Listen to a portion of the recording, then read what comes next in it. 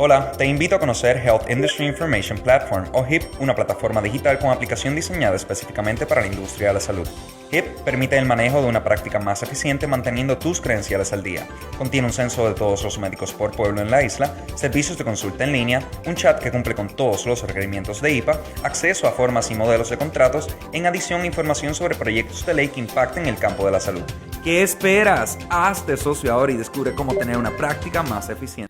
Saludos, buenos días y bienvenidos a otra edición más de Industria de Salud 101, transmitido todos los miércoles a las 10:30 por Noticias de Ponce, por la plataforma de Health Industry Information Platform, OHIP, y con la colaboración de la Asociación de Hospitales de Puerto Rico. Como les he dicho, es un programa que está dedicado a informar sobre la industria de salud a todos los proveedores de salud y o pacientes que necesiten tener algún tipo de conocimiento que pueda beneficiarlos en cuanto a tratamientos que estén accesibles en Puerto Rico o conocimiento en general sobre la industria de salud, que tan importante es para nuestra vida diaria. No puedo comenzar el programa sin hacerme eco de todo lo que está pasando en estos días relacionado con todas estas situaciones en Estados Unidos y también en Puerto Rico está tomando un poquito de auge. Es muy lamentable que tengamos que llegar a eso en estos momentos de tanta tecnología, cuando la semana pasada pusimos un cohete en el espacio.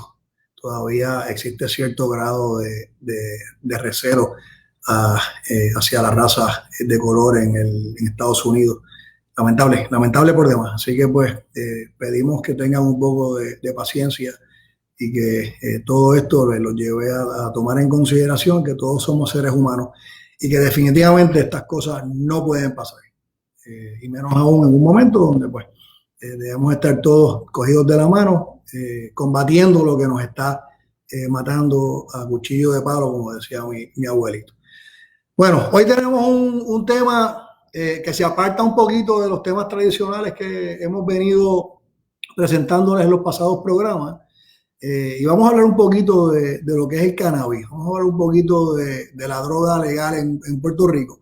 Y quién mejor para ello que nuestro amigo Alberto Berghardt, quien es el director de operaciones de IMC Corporation en Ponce. Es una empresa puertorriqueña de aquí, de nuestro pueblo natal, Ponce, establecida y se dedica a la investigación, cultivo y desarrollo de productos de cannabis medicinal. Tiene una amplia gama de productos bajo la marca Tu Medicina. Cuenta con una vasta experiencia en la industria del cannabis medicinal, con un compromiso de brindar a los pacientes y a los dispensarios el mejor cannabis medicinal natural, sin químicos que alteren las propiedades medicinales de la planta y la más alta calidad en productos manufacturados. Alberto, gracias por sacar un rato de tu tiempo. Sé que estás bien ocupado, pero es importante que la gente aprenda un poquito sobre el tema, que no lleva mucho tiempo en el ambiente en Puerto Rico y reconozco que hay mucha duda sobre el mismo. Hola, ¿cómo estás? Hola, buenas tardes. Gracias, Salvi, por la invitación. Mucho gusto estar aquí para compartir contigo y con tu audiencia. Alberto, la primera pregunta, ¿cómo se desarrolló esta industria en Puerto Rico? Estoy claro de que tuvo muchos tropiezos en sus comienzos, tuvo mucha oposición, tuvo un desarrollo quizás un poco más lento del que se esperaba. Háblame un poquito de cómo fueron esos comienzos de tu vida en la industria del cannabis medicinal. Pues hubo mucho cabildeo antes que se dio la ley, ¿verdad? De parte mía y de parte de muchas personas por el tema salubrista de la planta y la contribución socioeconómica que pudiese tener para la isla de Puerto Rico, especialmente en esta recesión que estamos viviendo en ese momento, que se ha convertido en casi una depresión aquí en Puerto Rico, luego que revocaran la ley 936 y se fueran yendo las farmacéuticas, se quedó el talento puertorriqueño desarrollado de nuestras escuelas y escuelas de afuera para trabajar en esa industria farmacéutica, pero el empleo se fue y pensamos que era un buen proyecto para la isla desarrollar esta industria. Y pues de ahí nace el proyecto de ley o de la orden ejecutiva, perdona, del gobernador Alejandro García Padilla, que autoriza el uso de cannabis medicinal en Puerto Rico. Desarrollaron unos reglamentos, los que estábamos listos o que queríamos entrar en la industria, pues montamos propuestas y pues ahí despegó. Luego, después de las elecciones, hubo un cambio de gobierno, un cambio de partido que estaba al mando, ¿verdad? Y pues ahí de nuevo se trancó la industria un poco, mucha incertidumbre si se iba a permitir el desarrollo o no, mucho conflicto moralista, muchas personas que oponían al cannabis por su trayectoria, su mala información, la mala educación sobre la mata, el estigma que se había creado varias generaciones de que era dañino, que era malo, que era la puerta hacia lo más malo que hay en cuanto al abuso de la droga y ese tipo de cosas. Y esta mala concepción de que los usuarios de cannabis pues eran unos quedados, que no podían ser funcionales, ese tipo de cosas. Gracias a Dios superamos ese estigma, superamos esa perspectiva, ¿verdad? Y poco a poco, pues yo creo que la sociedad ya, vamos a 4 años más tarde, ha visto de que de verdad esto sirve una función medicinal y que no ha explotado Puerto Rico en una decadencia por el uso de cannabis. Alberto, ¿cuál es la diferencia entre lo que vemos en las noticias en diferentes estados de la nación? Creo que el primero fue California, ¿no? El que legalizó, pero ya esa legalización de la marihuana no es medicinal, ya es recreacional. ¿Cuál es la diferencia entre lo que tenemos en Puerto Rico y lo que existe en esos estados? Bueno, en Puerto Rico es una ley medicinal. Aquí tienes que tener una condición médica, las condiciones permitidas están enumeradas en la ley o en el reglamento, y tiene que pasar el paciente por un proceso de evaluación de un médico, y el médico tiene que entender que cannabis es apropiado para tratar la condición, ya sea un dolor crónico, ya sea ansiedad, ya sea un sinnúmero de condiciones, cáncer, por ejemplo, que está permitido. Y esto todo se permite porque en California empezaron, como bien traje el punto, y hubo unos casos federales que llegaron hasta el 9º circuito, donde básicamente dicen que el gobierno federal no puede encausar a un médico por tener una conversación con un paciente sobre cualquier tratamiento, sea o no aprobado por el gobierno federal. Y eso está prohibido bajo la primera enmienda de la Constitución, de la libre expresión y free speech. Entonces eso abre la puerta a que los médicos puedan recomendar el uso, pero que no pueden recetar el uso del medicamento. Al recetarlo sería aiding and abetting, pero a recomendarlo es free speech, es una conversación libre protegido constitucionalmente. O sea, que los médicos en Puerto Rico, según yo tengo entendido, que quieran recetar el cannabis, tienen que pasar por un proceso y obtener una certificación de que pueden hacerlo, ¿correcto? Claro, eso lo hacen para asegurar que el médico que esté recomendando, no recetando, recomendando el uso, tenga un criterio científico sobre el cual basar su recomendación.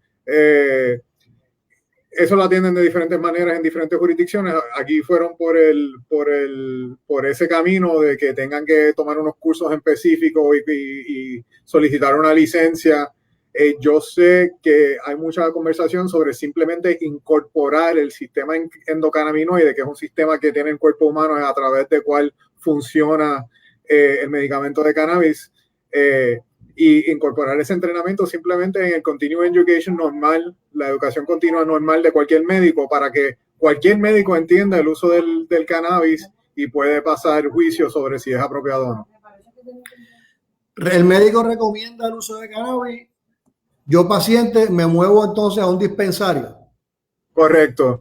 Es una conversación que tienes con el médico, esto lo recomiendan, sacas la licencia, pasa por el departamento de salud, te emiten la licencia y con eso puedes ir al dispensario, y el dispensario entonces tiene la gama de productos desde la flor, si está recomendado por el médico, hasta diferentes métodos de consumo como lo que pueden ser los concentrados, vaporizadores, los comestibles.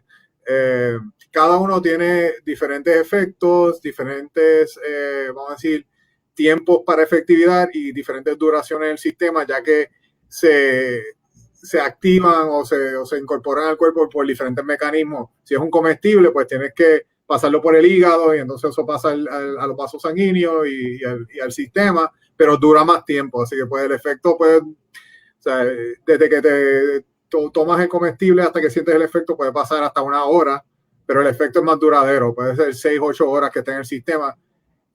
Un medicamento inhalado como un vaporizador, pues eso es casi instantáneo, porque entra a través de los pulmones, pero el efecto dura menos, puede ser como 2 o 3 horas. Y claro, hay diferentes concentraciones y diferentes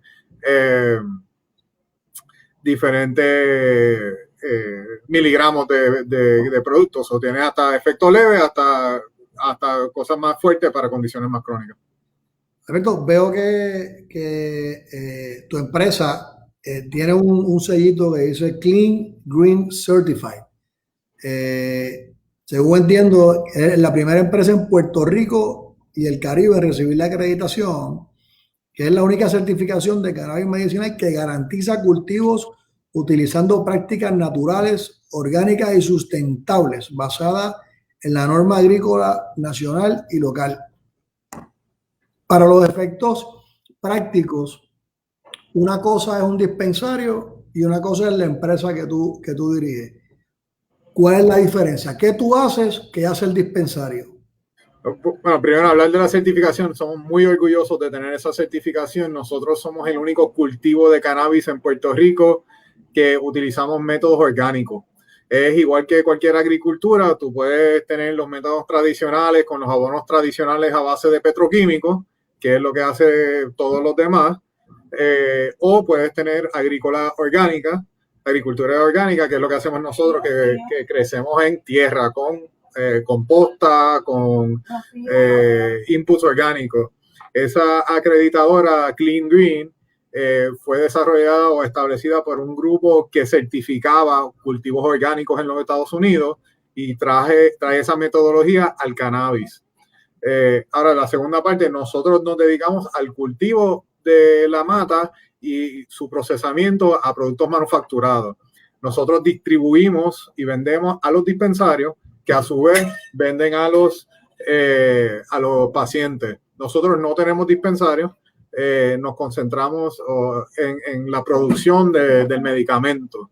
Tú produces además de la llamada moña, ¿no? Es que se llama. ¿Produces algún tipo de producto? Bueno, he visto hasta brownies, dulcecitos, gummy bears, todas estas cosas. Sí, es curioso porque han llevado la industria de lo que uno pues normalmente reconoce como pues cannabis, marihuana, fumárselo a tener diferentes productos. Hay gotas. Ahí, sí. Explícalo tú porque tú tienes más conocimiento obviamente que yo, pero es una gama de productos ahora bastante grande. ¿Ustedes fabrican esos productos también? Correcto, es así. Básicamente los comestibles son diferentes métodos de consumo, es el gusto de cada consumidor. Tú vas a Walgreens y vas a comprar una vitamina, viene en un gummy, ¿verdad? Pues nuestros medicamentos también están disponibles en gummies. De hecho, los Cannagummies de tu medicina puede ser uno de los productos más reconocidos en la isla en cuanto a los comestibles. Vienen en diferentes concentraciones, pero el más que se vende es el de 25 miligramos, el clásico single dose nuestro de gummy. También están los vaporizadores, que es una extracción de la flor, donde sacan los cannabinoides y los terpenos, que son los compuestos químicos medicinales de la mata. Le quitas todo lo que es la clorofila y todos los otros componentes que uno no quiere para su cuerpo, se concentra, se pone en un cartucho y para inhalación. Eso es el vaporizador. Hay unas compañías que hacen brownies y galletas y ese tipo de cosas. Nosotros no hacemos por el momento ese producto. Sí tenemos miel infundida con cannabis en diferentes concentraciones. Tenemos un producto de chocolate con avellana, un estilo Nutella, infundido con cannabis. Tenemos cápsulas más tradicional, ¿verdad? Lo que la gente piensa un medicamento, como una cápsula. Los gummies, chocolates también tenemos. Hay productos que se venden en retail que dice que tiene cannabis, que no necesitas tener o comprarlos en un dispensario. Los consigues en la farmacia, consigues en los productos naturales. Hay productos ahora que son geles deportivos que tienen cierta concentración de cannabis. ¿Cuál es la diferencia entre ese producto que tú lo consigues sin tener ningún tipo de restricción en términos de compra a este producto que están manufacturando ustedes, que solamente lo puedes conseguir en los dispensarios si tienes la licencia del Departamento de Salud?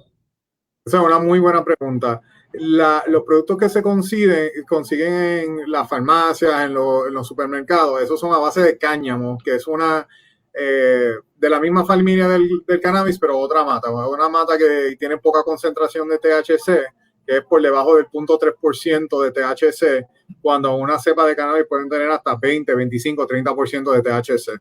THC es el compuesto psicoactivo, lo que te da el arrebatamiento, ¿verdad? Del cannabis. Está el THC y el CBD, correcto. CBD, otro cannabinoide, y los productos que se consiguen en los supermercados, etcétera, están hechos a base de CBD.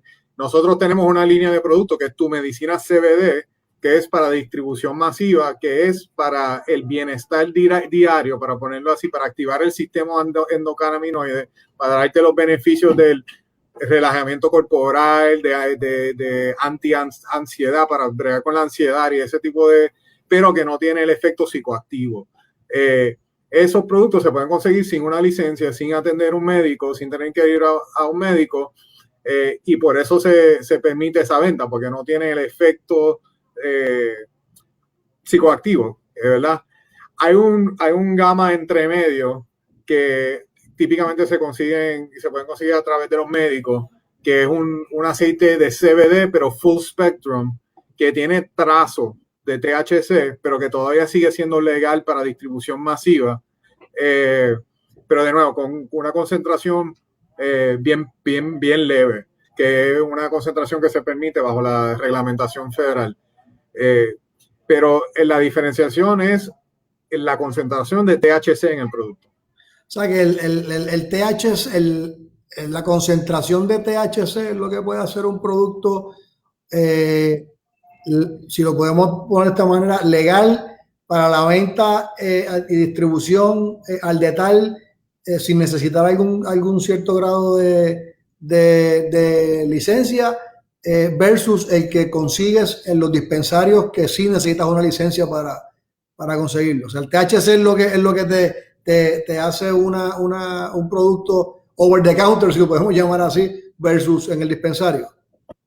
Sí, exactamente. Y eso yo creo que es la mejor manera de pensarlo. Un producto over the counter versus un producto de receta, de recetario, de recomendación. Y ahí próximamente pues vamos a estar lanzando el producto intermediario, que tiene un poco de THC debajo de los límites federal, que se pueden distribuir, pero por conciencia y decisión de la empresa solo se va a permitir distribución a través de los médicos, porque entendemos al tener una concentración de THC, los médicos son los mejores para asegurarse que el paciente que lo está recibiendo el uso es apropiado para ellos, pero que no necesariamente tienen que pasar, no tienen las concentraciones que tuviesen que ir a un dispensario. Alberto, clínicamente he escuchado diferentes, ¿verdad? No versiones, pero diferentes raciocinios, logística clínica de cuándo es que una persona puede utilizar este tipo de productos. Escucho mucho cáncer, escucho mucho condiciones de dolor como artritis, dolor en los huesos, que no tenga que ver con artritis, o sea, algún tipo de condición que tengas en los huesos, ansiedad, que presumo que en estos momentos, y más adelante entraremos en ese tema quizás un poquito más profundamente, que en estos momentos, con la ansiedad que tiene la gente con este tema de la pandemia, pues debe haber aumentado un poquito los pacientes ansiosos, ¿no? Condiciones que tengan que ver con hiperactividad. Clínicamente, esos pacientes, estamos hablando de una sustancia que tenga un % de THC mayor que CBD, o depende de la condición, es como entonces el médico del dispensario y la gente del dispensario es que va a hacer ese balance de un químico versus el otro. Bueno, en primer lugar, el médico. El médico debe entender la diferenciación y la utilidad de los diferentes productos. Mencionaste algunas condiciones como cáncer. Yo diría que típicamente un paciente de cáncer va a querer lo que se puede conseguir en el dispensario, porque ya eso es una condición más severa. Si estás pasando por un quimio, el efecto que te puede dar un CBD, aún un CBD que lo consigues a través del médico, es tan leve versus la seriedad de la condición que ahí lo indicado es un producto más fuerte. Igual con, por ejemplo, las migrañas, que no hay mucho tratamiento eficaz para migraña, pero si tomas, hay varios estudios que si tomas consistentemente productos aunque sea un poco de THC, te baja significativamente la ocurrencia de la migraña. So, no es que lo tomas cuando te da una migraña, sino que te lo tomas para prevenir las migrañas. Algunos ataques epilépticos, hay otras condiciones, dolor crónico. Mucha gente no puede dormir por los dolores crónicos que tienen, entonces ahí pues sí se puede recomendar una dosificación más alta dependiendo del dolor, ¿verdad? Y el artritis que mencionaste, pero de verdad la diferenciación de cuándo es apropiado uno a otro depende de la condición de la persona, y es por eso la conversación con el médico es tan importante. El otro día estaba yo conversando con un médico que atiende personas con condiciones crónicas, y me estaba diciendo que él, pues, a pesar de que él no es un fanático número uno de este tema del cannabis, sí entiende que el paciente, sin sustituir lo que es el tratamiento médico, utilice esto como una alternativa para a veces bajar la ansiedad, estar en un periodo de relajación que lo ayuda a soportar quizás más el dolor. Hay diferentes versiones. Hay quien dice que el cannabis no es que te quita el dolor, pero te pone en un estado mental que quizás tú soportas el dolor de una manera más mejor que si no lo tuvieras. Pero que es importante que la gente entienda que esto no debería sustituir. Claro, no debería, no, yo no soy experto en el tema. No debería sustituir el tratamiento médico. Hay gente que sí lo hace. No, lo que puede sustituir. Y no quiero quimio, no quiero inyecciones, me voy full con el cannabis a ver hasta dónde Dios me lleva. Y ahí es que entonces quizás encuentro un poco de controversia entre los médicos que no creen 100% en el cannabis y el... ¿Qué tú opinas de esa posición? Creo que depende de la condición, ¿verdad? Definitivamente no le voy a decir a un paciente de cáncer que pague el tratamiento de quimioterapia que está teniendo para atender su condición. Ahí, pues, el cannabis es un complementario a su tratamiento para ayudarlo a tolerar los efectos secundarios de su tratamiento principal. Ahora, definitivamente hay otras condiciones donde muchas personas dejan de tomar los fármacos tradicionales y los sustituyen con esto y les gusta mucho más porque es natural, no tienen los efectos nocivos que pueden tener los fármacos, especialmente cuando estamos hablando de ansiedad, que estamos hablando de dolor crónico, tipo como artritis, migraña, todo este tipo de condiciones donde hay mucha gente pues, a veces tiene 3, 4 medicamentos y entonces tienen medicamentos para ayudar con los efectos secundarios de los medicamentos principales que están tomando, que encuentran un alivio con el cannabis que dejan el fármaco tradicional. No quiere decir que tú vas a dejar de ir al médico, pero simplemente vas a ir o reduciendo o eliminando el uso del fármaco que te está recomendando o recetando el médico y sustituyéndolo con el cannabis. Pero no son todas las condiciones con cual puedes hacer eso, definitivamente. Son algunas. A mí no me gusta hablar mucho de anécdotas, ¿verdad? Porque eso es una experiencia limitada, pero te voy a dar una muy personal. La tía de mi esposa en una actividad de despedida de año es una mujer muy activa, le encanta bailar, le encanta pasar, y estaba como que un día sentada en la silla porque tenía un dolor brutal en las rodillas que no podía, simplemente no se podía parar. Trató el cannabis y estuvo bailando el resto de la noche después que tomó el efecto, y después de eso se convirtió en paciente. Esto es la maravilla, esto es lo mejor que hay. ¿Por qué? Porque se le fue el dolor, lo pudo tolerar, cualquiera de las dos explicaciones, pero le dio una calidad de vida, se pudo disfrutar la noche, pudo ser ella. Y eso es lo que estamos buscando, ¿verdad? Proveer calidad de vida a través de estos medicamentos. Es la razón de ser de esta empresa.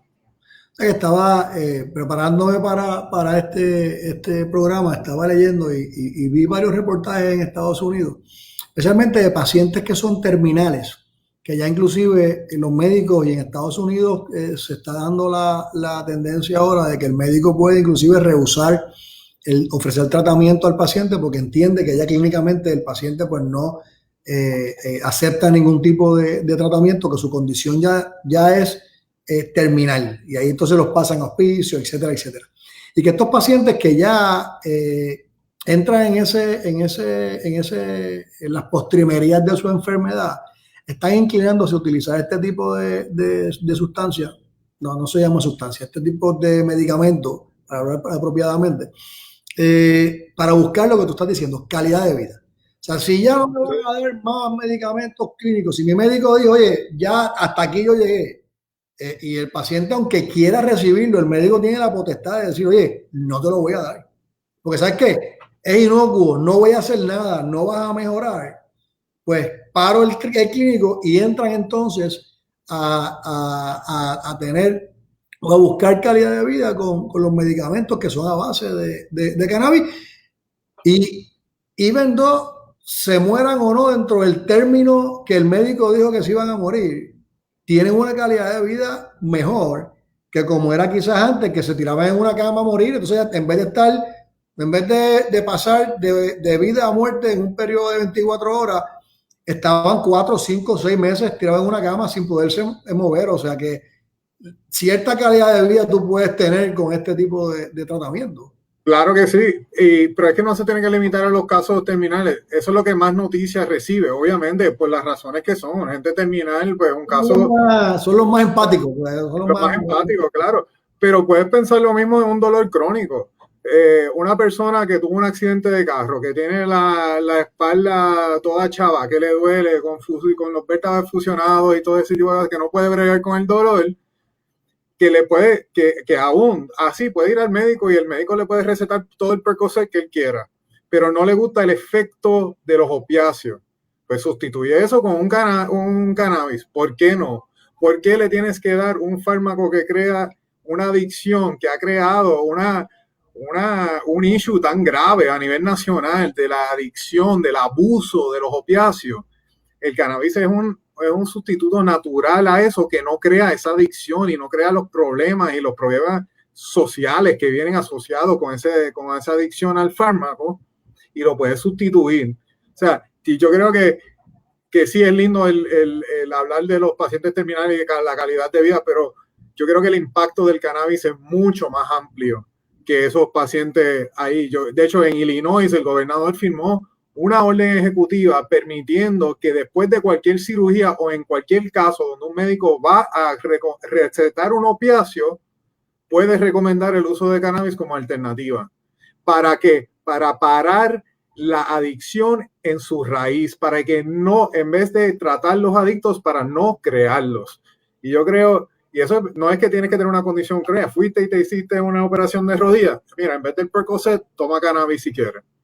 Y yo creo que eso es, no sé si un pensamiento demasiado liberal, pero definitivamente es una conversación que se tiene que tener sobre los fármacos adictivos, vamos a ponerlo así, y el uso del cannabis como una posible alternativa. ¿Dónde está ese tema en Estados Unidos ahora mismo? Que tú puedas identificar estados, además de que me acabas de decir de Illinois, estados como, no sé, ¿qué se te ocurre? ¿Dónde es que más liberal está la cosa en Estados Unidos? Bueno, en el oeste de los Estados Unidos podemos hablar de que ya ni tienes que ir a un médico. Si quieres cannabis, está en dispensario y es como comprar una cerveza. Y mucho de lo que se vio, una tendencia en Colorado, por ejemplo, que tiene ambos programas. Tiene uno medicinal y tiene uno recreativo, igual que en California. Muchos se mueven al mercado recreacional porque es simplemente más fácil adquirirlo. Pero hay muchos que se quedan dentro del programa de medicinal porque primero no cobran impuestos y contribuciones y no tienen que pagar arbitrio sobre el producto cuando es para uso medicinal. Sí tienen que estar bajo el cuidado de un médico y ese tipo de cosas. Pero lo que se ve es que los dos programas pueden coexistir. Que pacientes pueden tratar siempre y cuando tienen la edad y cumplen, ¿verdad?, con ser legal. ¿No? Todavía un nene de 10 años no va a entrar a un dispensario. Pero se ve que está mucho más liberal. De hecho, en los Estados Unidos a nivel nacional ya hay más jurisdicciones donde hay algún tipo de programa de cannabis, ya sea medicinal, recreacional o ambos, que jurisdicciones que no lo permiten. So, ya estamos viendo que esto, it's a matter of time y va a ser legal a nivel nacional. Yo creo que si vamos a salirnos un poco del tema ya que estamos hablando de salirnos un poco del tema medicinal, lo que se está viendo en los Estados Unidos es cuando lo hacen recreacional, se baja mucho el consumo del alcohol también, de hecho, y los problemas relacionados con el alcohol.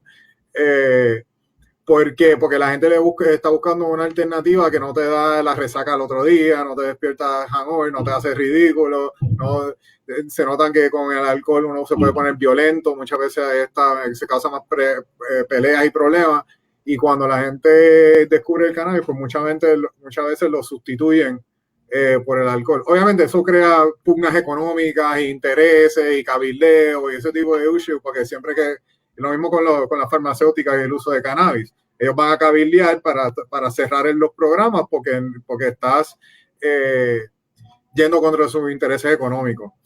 Pero en Estados Unidos hay estados que han reportado unas ganancias, o sea, unos ingresos al fisco tan absurdos que los han invertido en escuelas, los han invertido en carreteras.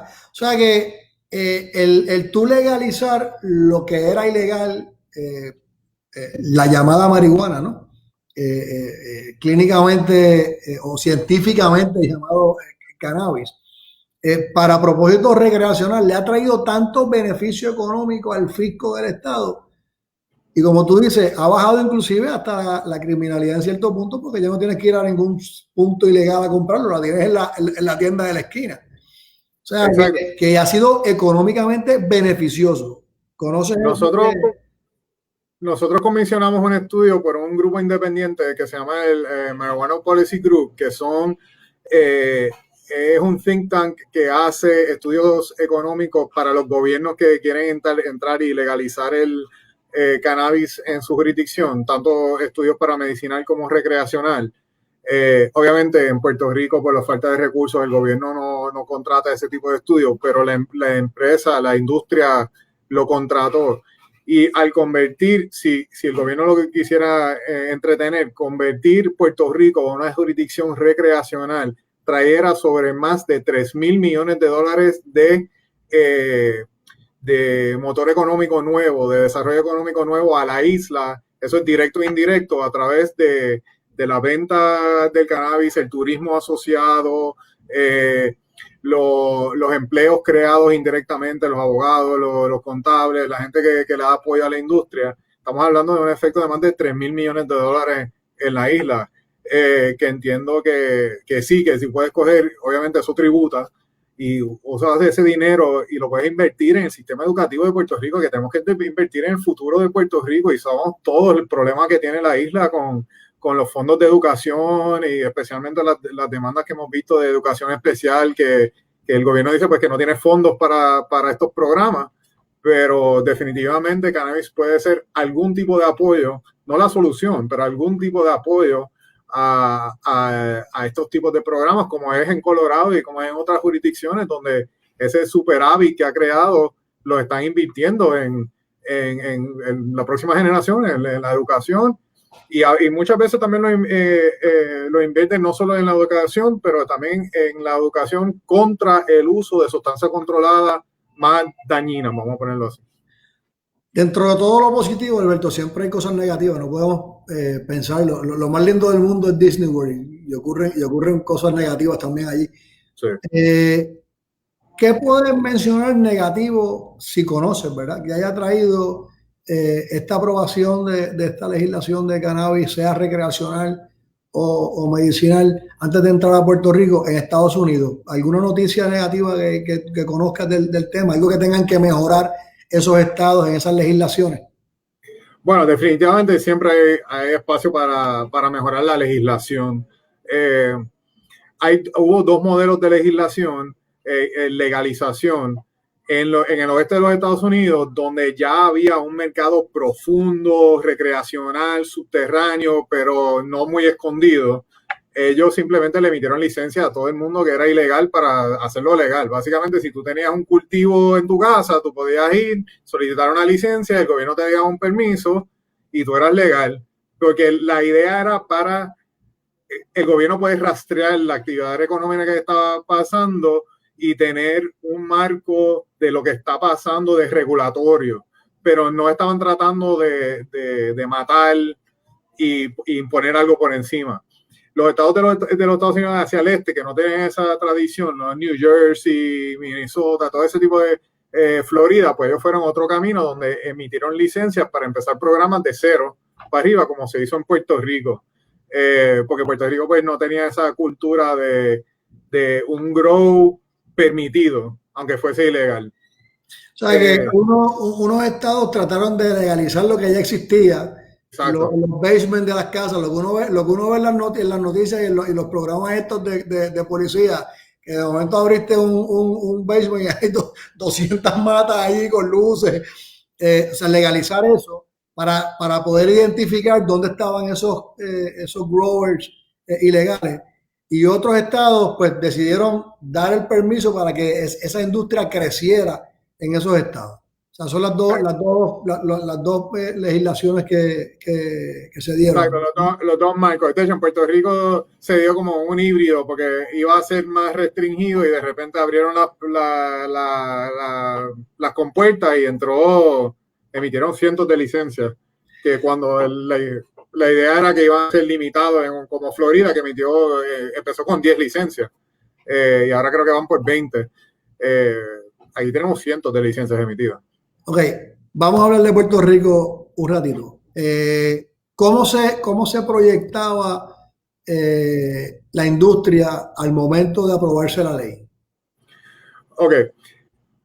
Los pacientes, la base del programa se ha comportado bastante cónsono con nuestras proyecciones originales. O sea, en la curva de crecimiento es una paulatina, ¿verdad? Pero con un crecimiento que tiende a ser exponencial después que está establecido el programa.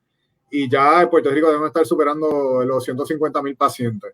Okay. El problema con Puerto Rico, la parte de la oferta no se comportó como se esperaba, porque la legislación original o la reglamentación original era un merit-based program donde iban a dar puntuaje a las solicitudes y iban a escoger una cantidad limitada de solicitudes. De hecho, pues, IMC, nosotros cuando sometimos, para darte idea, nuestra solicitud era 1,500 páginas el proyecto. Luego, como que la gente se quejó y todo el mundo, y terminaron emitiendo licencias con papeleo de 20, de 30 páginas. Había solicitudes para lo que es tu empresa, que son los que cultivan, y solicitudes para los dispensarios. O sea que tengo dos, dentro de la misma oferta tengo dos diferentes players, el que cultiva y el que dispensa. Exacto. Y entonces están los verticales que cultivan y dispensan también. O sea que también tú solicitabas para las dos, si querías. Sí, correcto. Sí, bueno, son tres: cultivo, manufactura y dispensación. Nosotros nos enfocamos en una parte de la cadena, pero hay muchos que se concentraron en verticalizarle, que querían hacerlo todo. Ustedes cultivan y manufacturan. Nosotros cultivamos y manufacturamos, correcto. Y se la vende a los dispensarios y ellos entonces la detallan. Correcto. Okay. ¿Dónde está el mayor riesgo dentro de la industria? ¿En el cultivo, en la manufactura o en el detalle? Todos tienen su riesgo. Tú sabes, el problema más grande que yo creo que hay aquí y ha mejorado bastante la fiscalización y los estándares. Nosotros tenemos unos estándares bien rigurosos que lo que llama la misma reglamentación pide que seamos básicamente a nivel FDA, y nosotros implementamos ese tipo de mentalidad aquí. Pero hay mucha gente que se obvia de esos requisitos y tenemos mucha competencia desleal, y por eso yo creo que fue un error emitirle licencia a cualquiera que no pudiese necesariamente cumplir con los reglamentos. Pero ahí es donde estamos ahora, y entiendo que Salud está poco a poco haciendo su trabajo de sacar del mercado a esa gente que no, vamos a decir que prometieron mucho, pero no ejecutaron. ¿Cuántas compañías hay como la de ustedes? No hay como 30, yo diría ahora mismo. 30 que cultivan y manufacturan. O más, sí. No del tamaño nuestro. O sea, nosotros fuimos la primera licencia de manufactura y de las primeras licencias de cultivo, y hemos estado en el mercado desde el principio. Hemos crecido a un tamaño que somos pocos del tamaño de nuestra empresa, pero hay muchos chiquitos por ahí, y ese es parte del problema, que esos chiquitos no tienen la estructura de cumplimiento y fiscalización que necesariamente requiere este tipo de empresa. ¿Cuántos dispensarios hay en Puerto Rico? Hay sobre 100. Creo que hay, el último conteo, estamos llegando como a 110. Si vamos un poquito para atrás y yo no te malentendí, tú me decías que en Estados Unidos, en algunos estados, lo que hay son 8 o 10 compañías como la tuya. Correcto. O sea, que yo tengo un estado como California que tiene yo no sé cuántos cientos de miles de habitantes, millones. No, pero California tiene cientos de licencias, si no miles, porque ellos fueron una de las jurisdicciones. ¿Cuántos millones de habitantes? Exacto, bueno, también. O sea, que estamos hablando de más si cogemos 30 growers y manufacturers para 160,000 pacientes, o sea, pues, ¿qué calidad de producto puede salir si lo que tienes que entonces es coger ese producto y la oferta pues es más grande que la demanda en este momento? Bueno, no, fue curioso porque mucha de la inversión que tenían programado los players más serios en la industria se aguantó por la preocupación de que el Departamento de Salud estaba emitiendo demasiadas licencias. Y ahora que las cosas como que todo el mundo entiende más o menos dónde está, se está invirtiendo en esa capacidad que estaba programada a entrar hace ya unos años atrás, pero que no estaba claro el panorama de licenciamiento. Y obviamente es capital de riesgo, aquí no hay banco entre medio, y es todo equity. So, la incertidumbre aguanta la inversión. Y eso fue uno de los retos, uno de los escollos grandes que tuvo esta industria en desarrollarse en Puerto Rico. ¿Qué impacto ha tenido la industria en la economía de Puerto Rico? Yo creo que ha sido muy positivo. Yo creo que especialmente en la creación de empleo, lo que se puede ver es que somos de las pocas industrias, si no la única, en crecimiento en Puerto Rico.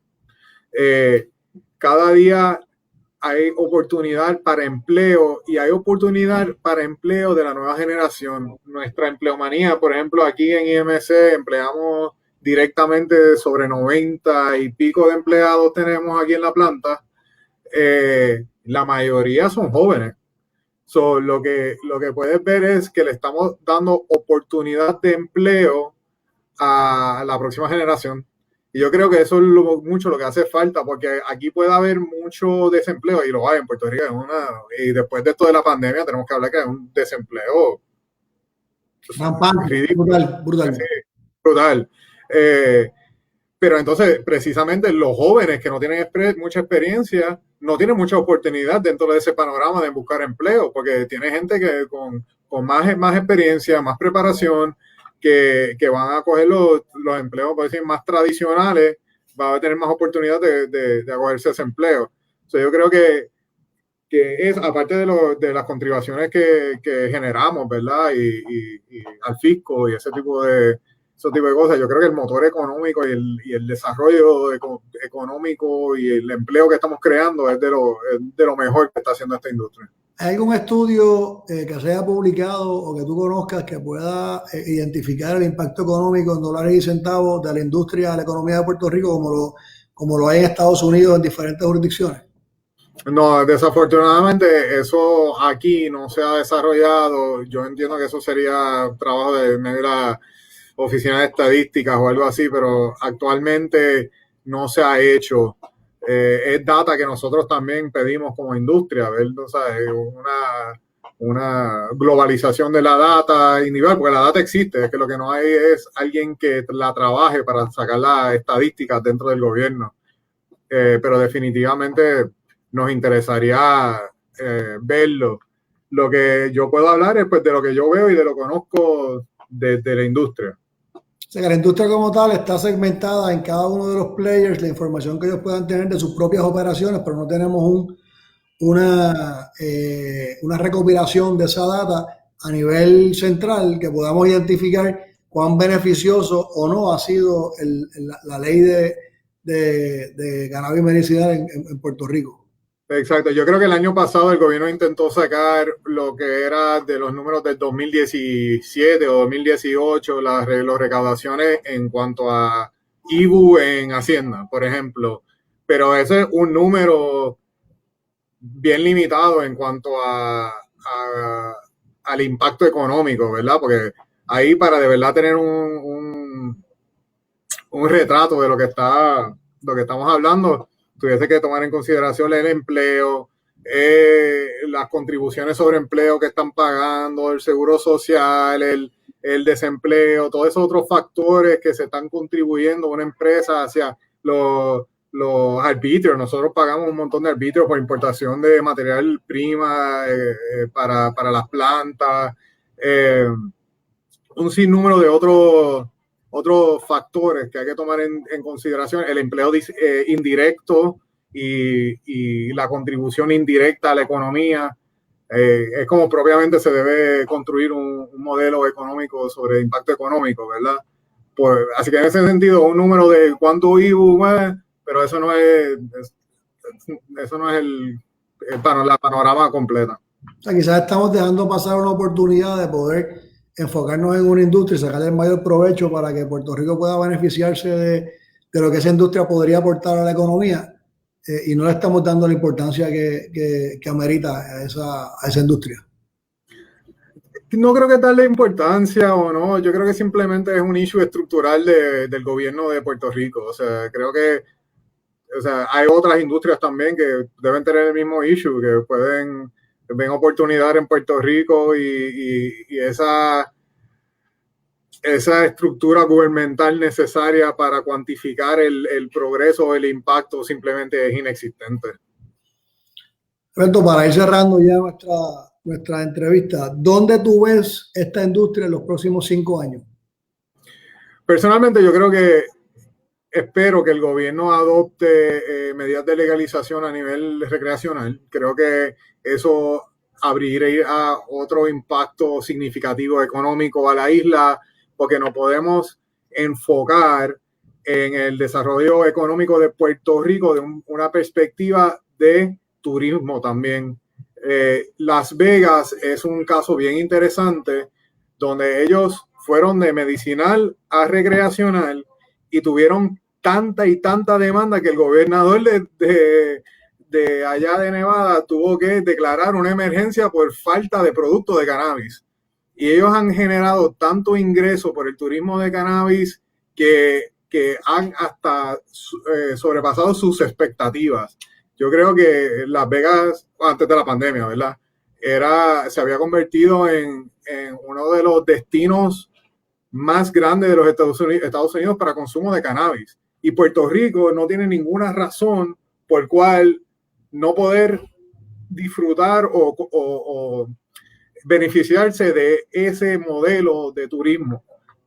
Nosotros tenemos playas que no tienen en Las Vegas, tenemos casinos aquí, igual que allá.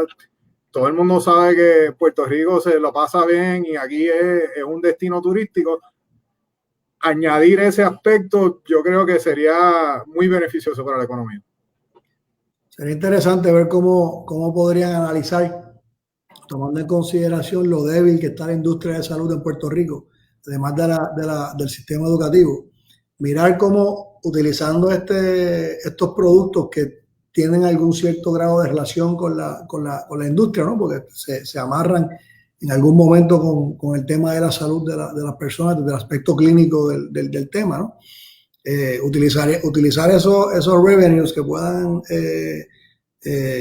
darse de operaciones como la de ustedes desde el punto de vista ya recreacional para mejorar y fortalecer el sistema de salud de Puerto Rico. Habría que ver cómo el ala liberal de nuestro gobierno se encuentra con el ala conservadora en algún punto medio y podrían mirar esto desde el punto de vista que aporte, ¿no? a la economía en estos momentos tan difíciles por los cuales estamos pasando, que llevamos ya 10 años pico en una depresión económica rampante, ¿no? Y que ahora con la pandemia, pues quizás estábamos sacando un poquito la cabeza, nos metieron una bofetada con los terremotos y ahora nos hundieron la cabeza con los 2 pies con la pandemia. Así que... Es así. Oye, y definitivamente son 2 temas diferentes. O sea, el tema salubrista y el uso medicinal del cannabis es un tema, el uso del bienestar del CBD es otro tema y el impacto que pudiese tener una industria recreacional, ya eso es un tema aparte. O sea, no es el uso salubrista. Yo sé que el tema de tu podcast es del uso de medicina y un tema de salud, pero como mi preparación es... yo soy financiero y abogado de finanzas de preparación y pues veo las cosas de una perspectiva más macro, pues quería traer el punto también de desarrollo económico, que yo creo que es muy importante en los tiempos que vivimos. Importante, yo creo que o sea, todo el mundo está hablando siempre de que tenemos que movernos con la tecnología, que las personas mayores tienen que buscar, todo el mundo tiene un teléfono celular inteligente ahora, todo el mundo quiere carros, los carros vienen inteligentes, los carros se estacionan solos ya casi. O sea, estamos bregando con un mundo que es tecnológico y yo creo que pues al igual que en este tema de la tecnología, pues también nos deberíamos mover a que, ¿verdad? el ser humano y la población pues pueda beneficiarse de todos estos proyectos que vemos que en otros estados están funcionando, pues quizás darle un poquito de pensamiento y atenderlos de una manera quizás un poquito más individualista. En términos del proyecto, pues puede beneficiar la población. Alberto, no te quito más tiempo, sé que estás bien ocupado, gracias por la aportación que has dado en el día de hoy. Ustedes, amigos, si tienen alguna duda, visiten su médico. Hay muchas versiones, hay muchos testimonios personas que han utilizado el cannabis desde el punto de vista salubrista. A uno le ha funcionado, a otro no le ha funcionado, pero como todo, cada ser humano es individual, así que nos creó Dios, así que cada sistema tiene su comportamiento propio. No dejen de sintonizarnos el próximo miércoles a las 10:30, Noticias de Ponce, nuestro Facebook, HIP, Health Industry Information Platform, YouTube y los diferentes canales de podcast. Vamos a estar ahí con temas interesantes y vamos a continuar tratando de aportar al bienestar de nuestro pueblo. Que Dios los bendiga, que tengan una excelente semana y nada, nos veremos en la próxima. Alberto, gracias por todo, que tengas una linda tarde. Gracias, Sabri, igual, Dios te bendiga y Dios bendiga al pueblo de Puerto Rico. Amén.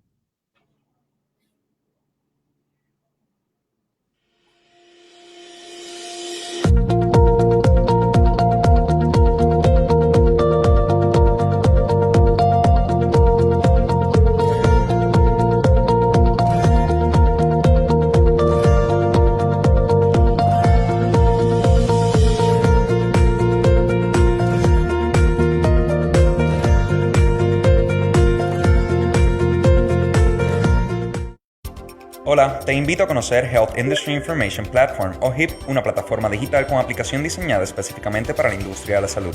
HIP permite el manejo de una práctica más eficiente manteniendo tus credenciales al día. Contiene un censo de todos los médicos por pueblo en la isla, servicios de consulta en línea, un chat que cumple con todos los requerimientos de IPA, acceso a formas y modelos de contratos, en adición información sobre proyectos de ley que impacten el campo de la salud. ¿Qué esperas? Hazte socio ahora y descubre cómo tener una práctica más eficiente.